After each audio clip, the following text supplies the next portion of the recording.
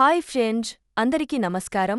ఈరోజు రెండు తెలుగు రాష్ట్రాలు తెలంగాణ మరియు ఆంధ్రప్రదేశ్ బంగారం మరియు వెండి ధరలు ఏ విధంగా ఉన్నాయో తెలుసుకుందాం.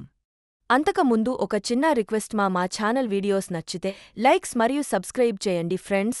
ఈరోజు బంగారం మరియు వెండి ధరలు.